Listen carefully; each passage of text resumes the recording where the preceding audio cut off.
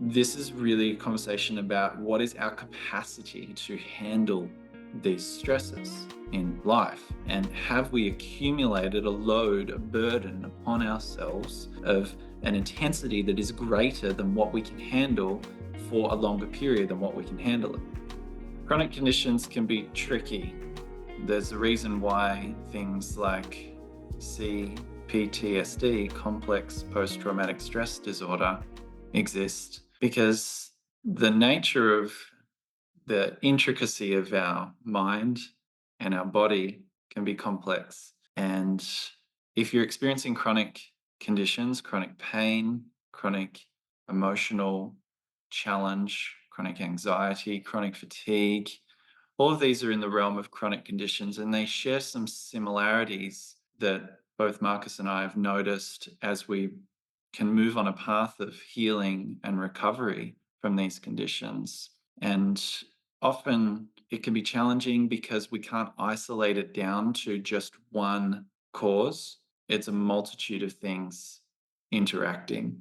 And so we're going to dive into some things that you can consider to look at if you are looking to recover and recuperate, if you have been feeling like you've been on a decline for some time and you would like to revitalize, come out of that state, really discover who you are, what you're here for, and live the best you. And vitalizing your body is and your health is an important part of that. So let's dive in and into restoring your body from chronic conditions. So as we start, we'll look at one of the big things that's in the way, and this is a fairly well-known bell curve, and we'll look at it in the perspective that we find it useful. This can be looked at as the stress cycle. So I'll hand over to you, Marcus, as we get started. Yeah. And in my personal experience, I was on the stress cycle very far on the right side, but I wasn't even to recognize it. And also I would say all doctors and therapists I visited in this time where I was doing intensive sports, yeah, no one was really telling me what's going on. And in a way, it's well known as overtraining when I just reflect back. And when I look at overtraining, it's just really on the far right side. We can also look at it from a burnout and fatigue perspective. This was the thing I was stuck. And my body was signaling those things with my heart was not in pumping in the right rhythmic thing. So it was just going up wild, down, up and down crazy, like crazy, even by really like moderate intensities. My sleep was disrupted. I experienced anxiety. And yeah, the main things doctors were telling me, or your ferrum level. I don't know if it's the right English word for Eisen. Like Yeah. Eisen, that's sorry, my German or Austrian is I was about to say I. Yeah. I think it's FE in the periodic system. Yeah, they told me this is too low. It was just seen in Oh, like iron. yeah, Yeah, iron. Yes. got it. I don't know why I was not able to get it, but I my iron levels are too low because this was seen in the blood screen we did, but Mm, this wasn't changing anything. So yeah.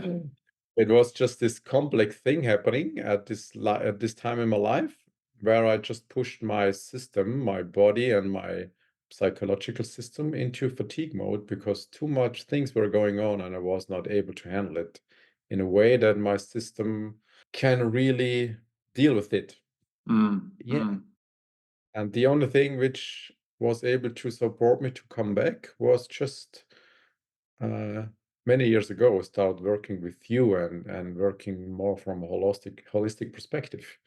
Mm. And I think this is now the time to turn back to you to just share where we start and how we can support people.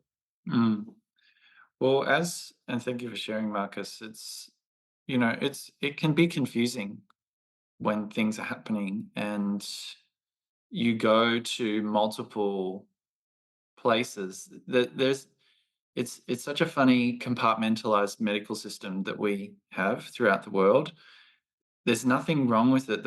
The problem that I do notice, and where a lot of people that we work with are getting burned out by it, chewed up by it, not being served by it, is because every single place has a compartmentalized view of a particular system, whether that's like you go to a muscle therapist and they'll diagnose all the muscular imbalances that you've got. You go to a skeletal specialist, they'll diagnose all of the joint misalignments that you have. You go to a psychologist and they'll tell you all of the mental health challenges that you have, and you can accumulate and gather all these diagnoses, and initially it can be like, oh, thank you, I feel so much better because someone's told me what's wrong with me, and then we can identify by that, and that can be a form of safety, but that it can also keep us stuck. And for those that are kind of, while diagnosis can be helpful to look at a treatment plan, we need to move past diagnosis. And we also need to move past the labeling of, even, as we're talking about stress here, this is not to say that stress is a bad thing. We need stress, and we're going to talk about why. And the problem is it's this is really a conversation about what is our capacity to handle these stresses in life. And have we accumulated a load, a burden upon ourselves of an intensity that is greater than what we can handle for a longer period than what we can handle it? And this is kind of like what you were talking about with overtraining, like we can do the healthiest thing. And, like one of the core premises of medicine is, and healing is, like the difference between a poison and something that is a remedy is just the dosage. Yeah. And so exercise is a wonderful example. I'm doing something healthy for me, and it is my poison. Yeah. And so, like, that's an example of exercise is a stress. That stress is important to cause an adaptation to support a growth of whatever system is being trained. But if that stress is greater than what you can handle, and you do that for too long, then your health will become affected. If that then presses on pre-existing conditions like traumatic imprints, experiences that you've had that maybe you weren't even aware of, maybe you were, and you kind of pushed it down, all sorts of things can build up in the system. And so if we take a quick, 30-foot view of this cycle, one of the analogies that I find useful is to look at, imagine you're a gazelle, you're in the grasslands and life is great. You're in this content zone. We won't even talk about disengaged at this point, but you're in this content zone. You're hanging out here. You've got food, it's great. And then a lion appears. Things are going to start to upregulate, and that's necessary. It's it's necessary to survive. Now, you're going to start to be stretched if you're a gazelle, both physically and, all of the stuff that's happening internally. Then, as the lion pursues you, you're going to go through a period of strain where you have to try and evade and jump and all of these things. If that lion is having a good day and you're having a bad day and the lion gets you, well, you're going to have to, like, that's a lot going through your system, right? So initially, you may fight, like as your nervous system like kicks in. I'm like fighting for survival here because the flight response didn't work. You couldn't run away. You got captured. So it's like the last kicking and all of that sort of stuff. I'm being kind of jovial here, but it can. This is not to take away from the seriousness of chronic conditions, of course. However, just to put it into some kind of lighthearted ways of looking at it so we can start to relate and actually be empowered to move out. But then eventually we can't fight any longer. There will be a point where down regulation starts to happen where the pain we can't take anymore, we start to dissociate from that, and you prepare to die, right? It's a natural mechanism. Yeah. The challenge in being a human is we can sit in this preparing to die stage without even being aware of it.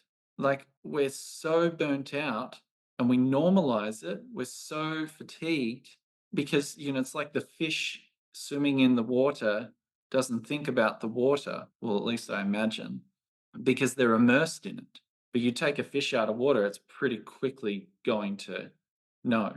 And this is often what will happen in the beginning stages as we're working with chronic conditions is we're going to create contrasts that are going to highlight and bring awareness to, oh my goodness, I really am burnt out. And Yeah. this can present some challenges as we're coming out, because if you've become accustomed to being here, it can be scary to move out, because you're going to start to then move back through this cycle. You will start to feel the strain, you'll start to feel your body, you'll start to feel the accumulation of all of the things that have led you to burnout, and you might yo-yo back and forth. And this is where we start to really experience the dysregulation that has happened, and we start to experience like stronger emotions. We may get flare-ups with chronic pain, chronic fatigue may peak. We may notice all these things. That's if we go about it with too much intensity. And this is often a common thing of like, I'm ready to heal. And then we heal with the same intensity that put us in the place in the first place. And then we yo back and forward. So we need to work out how we can gradually start to reintegrate, reconnect with the experience of the body without overloading the system that then sends us back into burnout. And this is often, we were talking earlier, where traditional approaches to exercise won't always work, because if you're burnt out and then you track your mind into, oh well, but I'm going to exercise, and then you stretch yourself, we haven't got really much capacity to stretch at that point. So then it's like, oh well, nothing works, I'm going to stay stuck like this. You don't have to. There is a way back, and we'll talk more about it. But do you want to? I've talked a lot there about all of these things, Marcus. Do you want to add some things? Yeah, it's just like this is what I observe in my daily work. It's just like to become aware of what is the minimal dosage my body and my system is able to handle at this point. And this can be sometimes just laying on the ground and pressing the feet into the ground. That's it. And just become aware of that the body is really not able to handle more like this. Mm, And this can be really painful in the beginning. But when you start exploring with simple things like this, at least this is what people report back to me. After 1 week, they already can see that the body starts doing things which the body wasn't able to do months or years before that, because we just start to really find the intensity what the system is able to handle. And this is often what Benny was talking about with the yo-yo effect. We just have to find the right dosage and not thinking I have to go for a walk for 30 minutes because XYZ told me I need this, otherwise, blah, blah, blah, blah, blah. If the body is not able to handle 30 minutes and you're only feeling emotional bit better, you will just go back and forth. And yeah, this is the level of commitment you have to bring to really be open to reality and what's really happening in the system. mm, mm. We could look at all of this as really a symptom of one primary cause, and it's, in my observations, it's a symptom of separation. Yeah. It's a symptom of separation from experience, really the experience that's happening in your body. And often it creates this disconnected experience where the mind starts to fear the body. Now, I don't see the mind and body as separate. However, and they're not. However, it can be experienced that way. So it's like the pain that I'm feeling, or the sensations that are there, or the emotions that I'm feeling, I haven't actually ever fully experienced them. I might have had an experience, and that was so intense and I'm afraid of experiencing that again because I don't want to go through that. So then I separate from that, and that which I separate from, I start to fear. So, like we fear that which we do not know, and or that which we do not understand.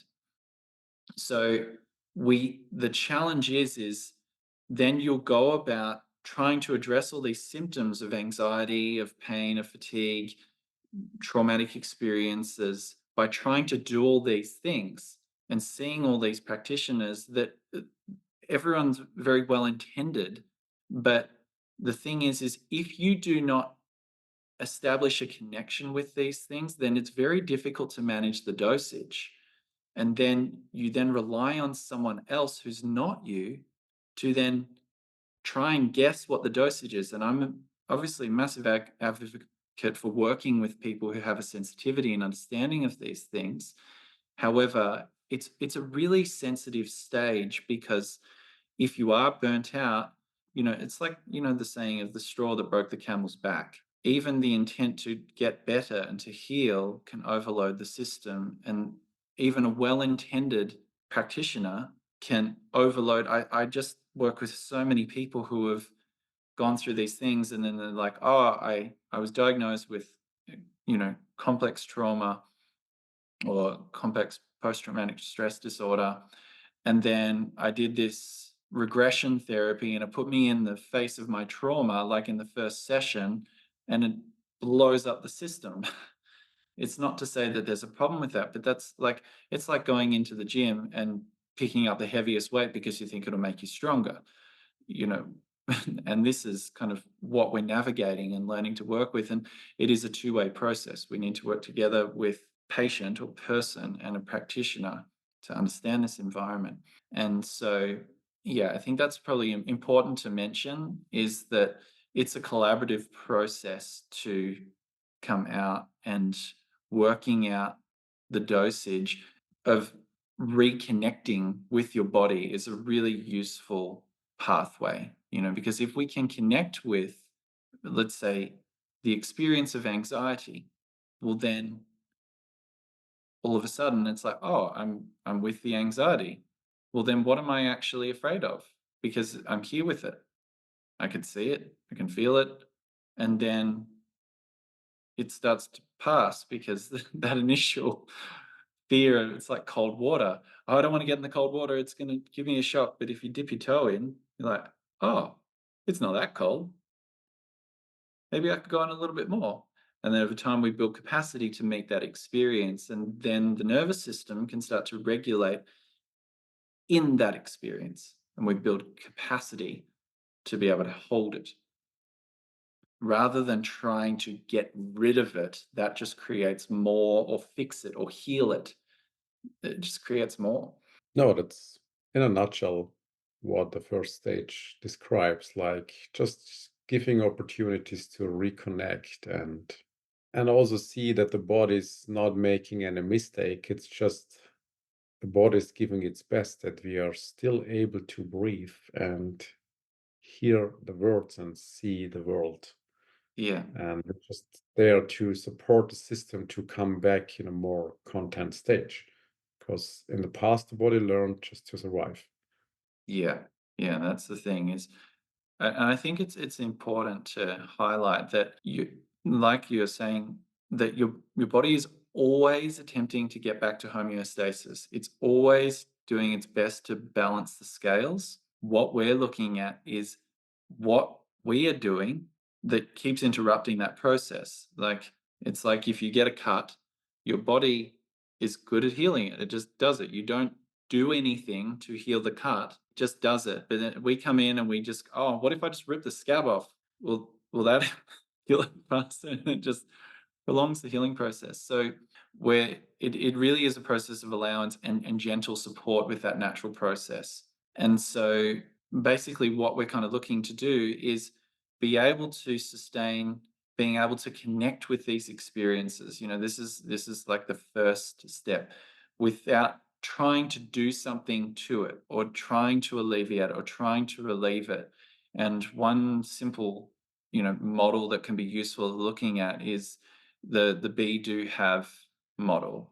of if we want to have more health and vitality and less pain and more freedom of movement and all of the good stuff that we want, then we need to track it back. There are certain things that we can do, but often we stop there because it's not just a matter of doing, it's how we're being with the thing that we are doing. So, for example, if I'm being worried about what's going to happen as I'm doing something, then I'm going to do something with worry. Then I'm going to have an experience of all of that is accumulated. I'm going to have done something with worry. So therefore, I will have worry.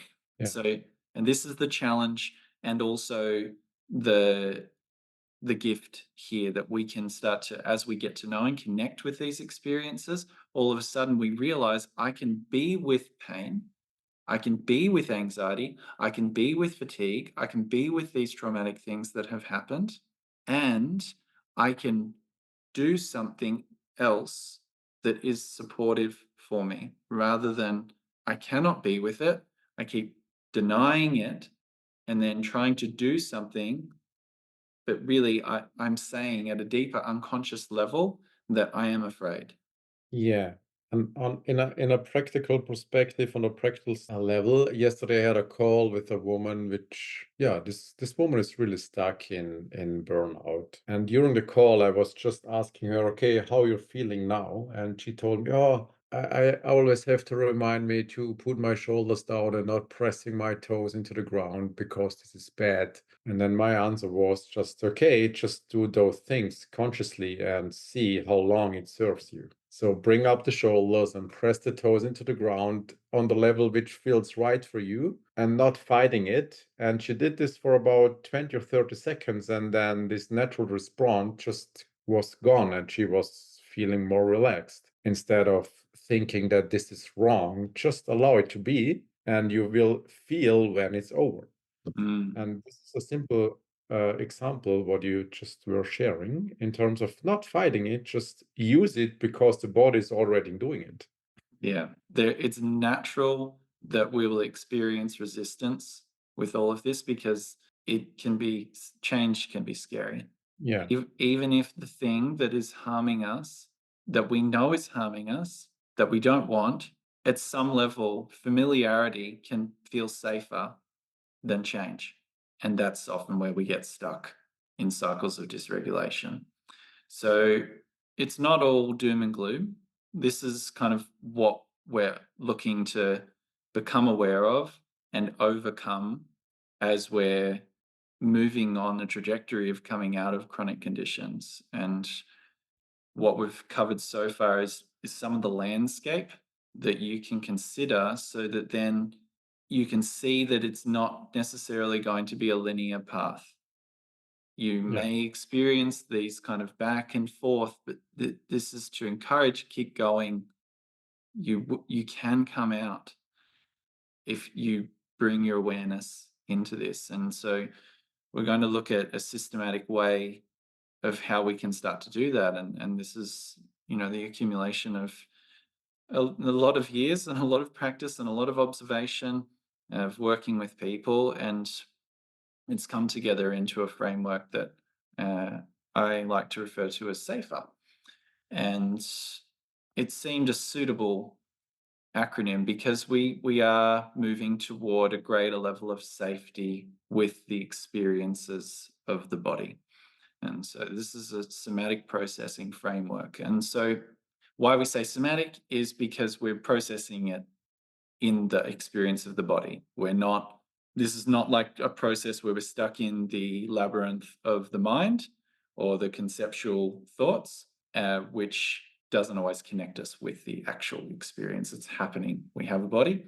Why not connect with it? Because that's where all our experiences filter through. So that's kind of the general premise of how we work. So we start at the top by looking at, because a lot of the time in like somatic based therapies, it might start with some sort of scanning the body and all of that sort of stuff. It's great, really helpful, and really useful. However, if we're not aware of the landscape of the things that trigger us, the things that, the areas where we might have been wounded, whether yesterday or all the way back in childhood, or certain beliefs, limiting beliefs that we have about ourselves, about others, about the world, or certain feelings that we have. You know, as an example, you may have certain feelings, but you may not even be aware or allow yourself to experience them.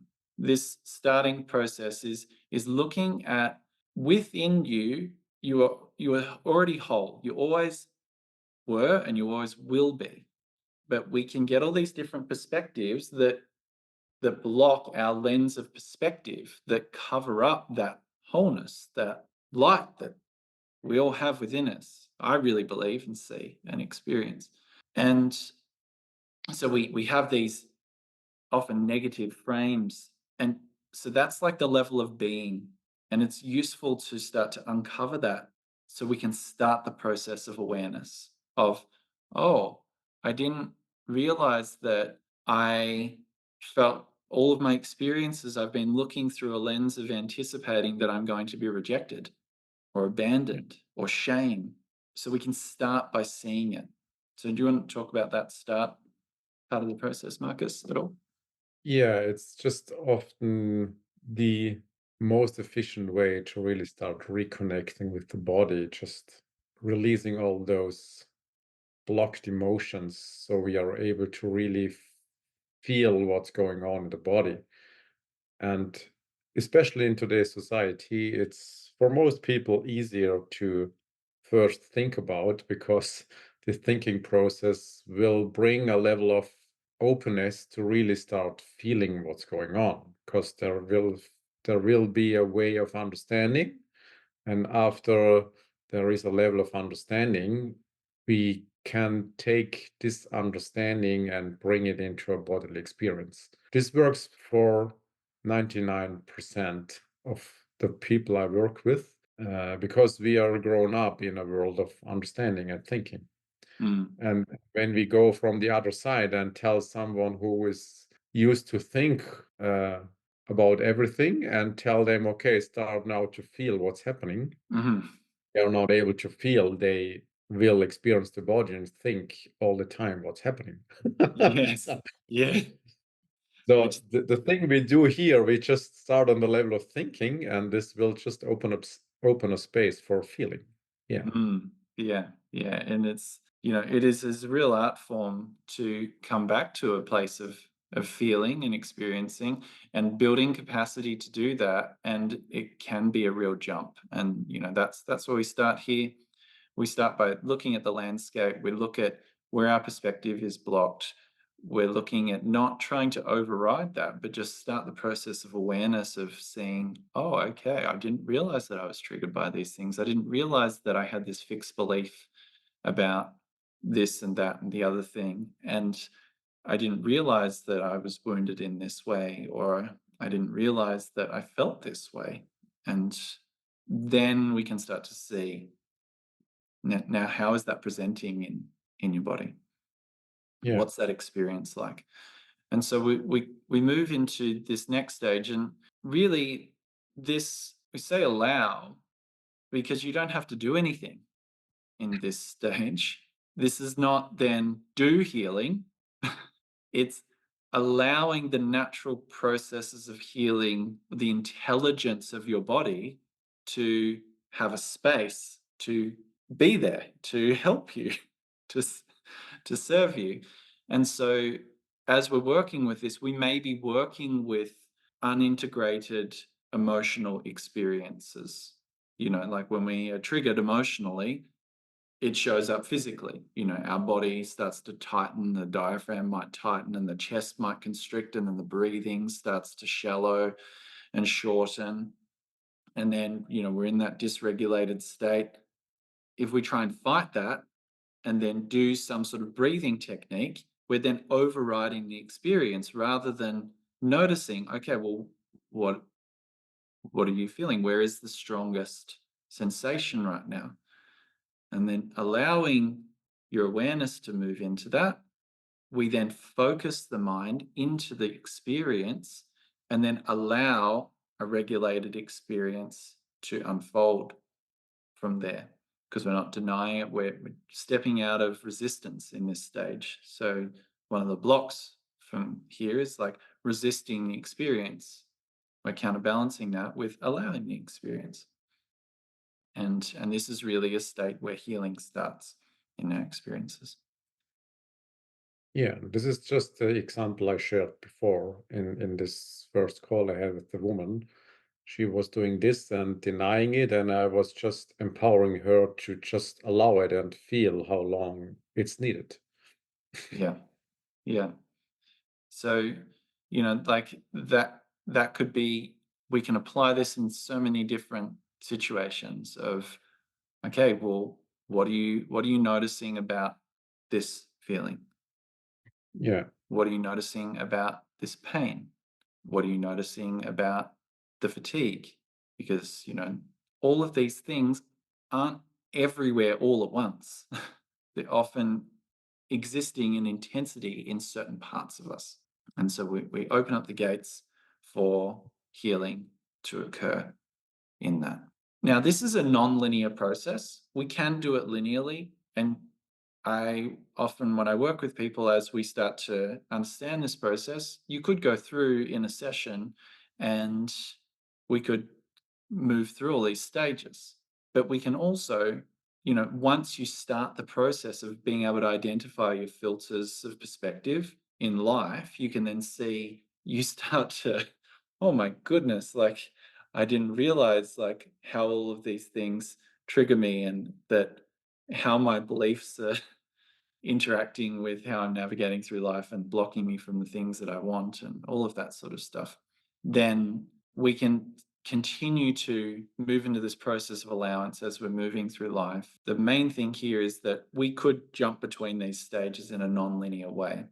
We could focus in on one for the entirety of a session, and then over time it kind of builds. This is why I find it really helpful, because it can be quite a flexible framework that we can adapt to the individual. So as we've kind of established, all right, I have that ability now. I'm allowing experiences to happen. I'm moving out of resistance with the experiences. Then we're working with kind of, how's the energy moving through your body? We want to free that up, because like a lot of the challenges with certain experiences is like blockage, stagnation in the system. And there's lots of wonderful ways on how we can free up that energy. Like, for example, if there's like you're in a chronic sort of state of anger, that has a certain energy to it. Often what we're experiencing is the stuckness of that state of emotion. So once we've allowed it, we can then start to kind of allow it to move in different ways. And this can happen really through movement and breathing. Like, these are the fundamental ingredients of how life force moves through our body, and energy. yeah, it was just reminding me back in the times I was playing ice hockey, just allowing the motion to happen and using my hockey stick and smashing against the goal because I was angry that I didn't made it. In a way, this was a natural regulation. I was not hurting someone. I was just using the energy which was there instead of trying to calm it down. Uh, in a way, this is freeing up energy, and we're just using some somatic frameworks, some movement ideas, and also using breath work to really allow this energy to be expressed, Mm, and not telling ourselves, "Oh, I'm not allowed to be angry, and I'm not allowed to do this, and in this space, I'm not allowed to be like that," and all that stuff.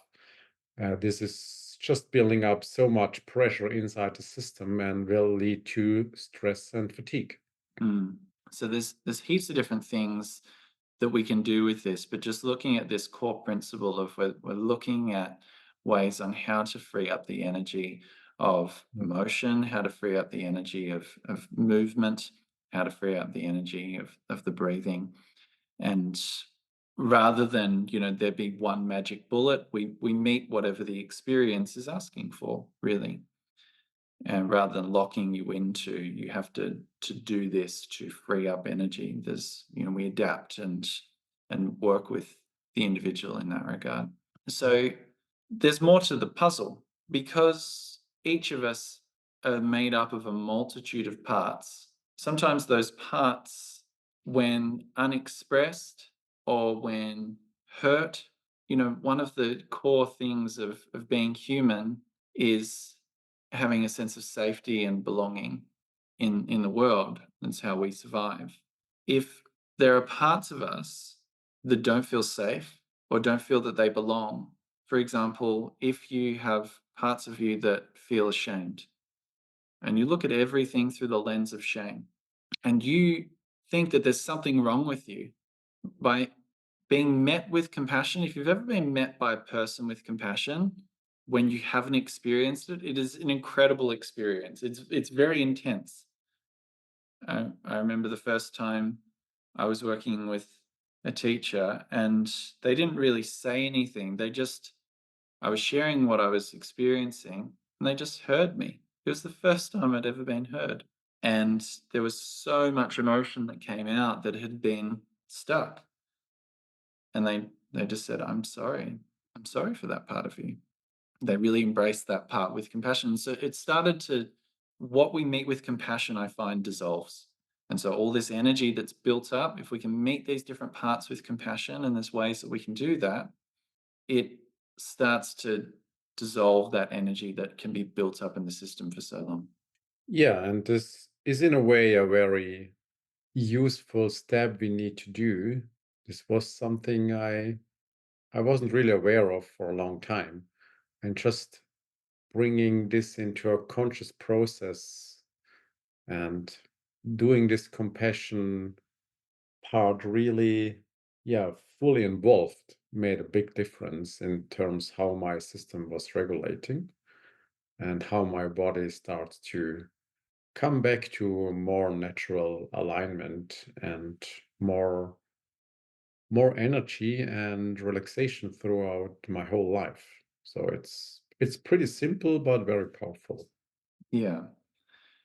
And the key here is like genuinely and authentically meeting these parts rather than, it's not some blanket statement that we make to these parts. It's like a genuine meeting of these parts, giving them a space to be held in compassion.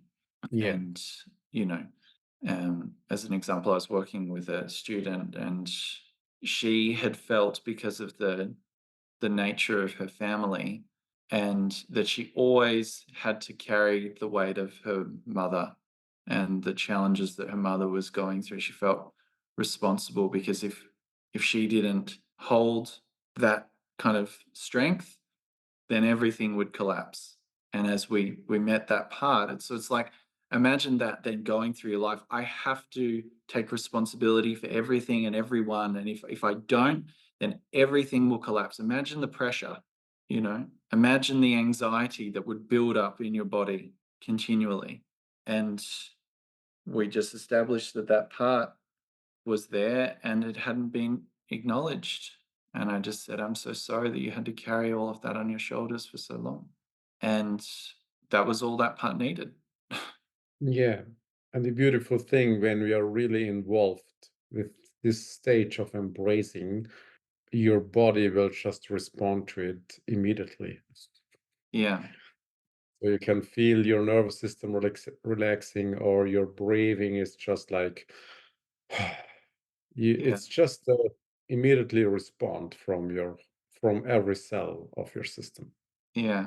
So, like that inner child within her, as we met it, essentially we were saying, "I'm so sorry that you had to carry the weight of adulthood as a child. I'm so sorry that that happened." And then that inner voice, that inner part had a space. Which brings us to the last part where we then give each of these voices. We have none of the voices that we have are negative. There's nothing negative about a voice that feels angry. Often we kind of see certain emotive states or ways of being as bad, and they get disowned, they get separated. Yet, if we give them a voice, then they can share what's happening. The challenge happens when these voices get shut down and they get stuck.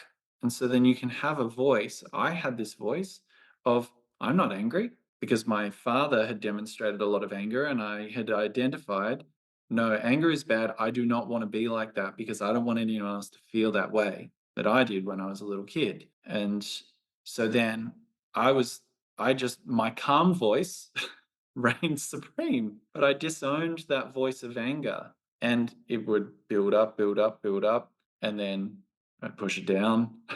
So by owning that voice of, I am angry, I'm angry right now. Maybe I vocalized it, or maybe I just had that conversation. I gave that voice some space. Then it's like, oh, you're angry. You've owned that voice. Then it's can start to then open, okay, well, so what do you need, anger? And on we can go from there until we can then start to move out of that stuck perspective and start to awaken, go on a journey of awakening a higher perspective. So if we can invite in all of those voices that are disowned, we can also activate and awaken new voices within us of like, okay, well, what does your heart say? Oh, I've never really thought about it like that. Yeah. Yeah, in a way, it's just opening ourselves back up to really experience every emotion we can experience as a human being. And there is no good or bad emotion or positive or negative emotion. It's just an emotion going through the system, and it has its necessity because otherwise it wouldn't exist. And it makes absolutely no sense to have an ideal thinking that this is good or bad, because the body will do this emotion anyway, if you're liking it or not. It's just happening, and just being open to every emotion will bring back so much color into your life, and will bring back up your energy levels on a stage you're not able to experience you're not able to imagine right now, because emotion is pure energy. Mm. Well, as we wrap up, to sum up, so I just first would like to just reiterate that if you're experiencing things that feel stuck in your body and you don't feel like there's any hope, this is not to try and blow the smoke of hope up your bottom and promise there's hope for you yet, and here is the magic cure.